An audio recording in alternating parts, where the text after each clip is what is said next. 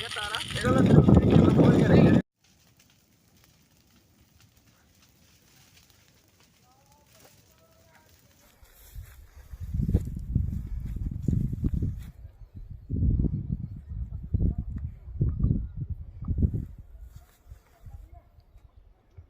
इसमें जैसा कि है काफ़ी देर से बारिश नहीं हुई है, उस बारिश की वजह से काफ़ी रोड़ा है और रोड़े की वजह से कभी कुछ पता नहीं चलता कैसे है।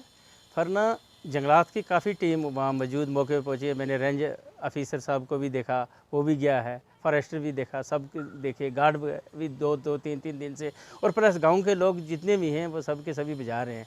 मगर सर एक जगह होना चाहिए कि फॉरेस्ट डिपार्टमेंट जैसे है ना, इनको एक कोई मतलब मजबूत से मजबूत कोई टीम बनानी चाहिए जो इस किस्म के हादसों को कंट्रोल करेगा साहब।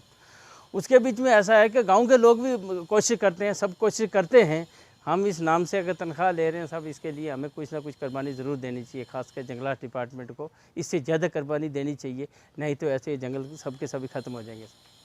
कहना चाहते हैं कि जो फॉरेस्ट डिपार्टमेंट के तो आ रहे हैं बेचारे, लेकिन क्या करेंगे, वो बंदे कम हैं। लेकिन रोडे की वजह से भी आग हर जगह पर, इधर नहीं हमारी बाटर स्रोतरी में भी लगी हुई थी आग, लेकिन वहाँ पर भी जंगलात वाले पहुँच रहे हैं, यहाँ भी पहुँच रहे हैं। लेकिन क्या इन्होंने एक कमेटी बनानी चाहिए गाँव की भी, कि कोई भी किसी चीज़ भी पूरी तरीके से इस चीज़ में वो एक्शन कर जाएँ ताकि ये आग के ऊपर कुछ ना कुछ काबू पा सके। वो दूसरी ये है कि रोड़ा भी बहुत ज़्यादा ऊपर से हो रहा है, गर्मी की वजह से जहाँ भी आग लगेगी तो वो तो जाएगी पूरे गाँव में भी जलने का खतरा। 3 दिन से ये जल रहा है पूरा जंगल, जानवर मार रहे हैं, सब कुछ। हम यही कहते हैं कि हमारे रीजनल साहब तो बहुत अच्छे हैं, DFO साहब भी ठीक हैं, पूरा डिपार्टमेंट ठीक है कि वो लगे हुए हैं, लेकिन थोड़ा सा वो और कोशिश करेंगे गांव के बंदे की कमेटी बनाएं ताकि उनको किसी खाते में डेली वेजर तो नहीं है, लेकिन किसी न किसी खाते में वो रखें, उनको थोड़ा बहुत दें ताकि जंगल की हिफाजत कर सकें।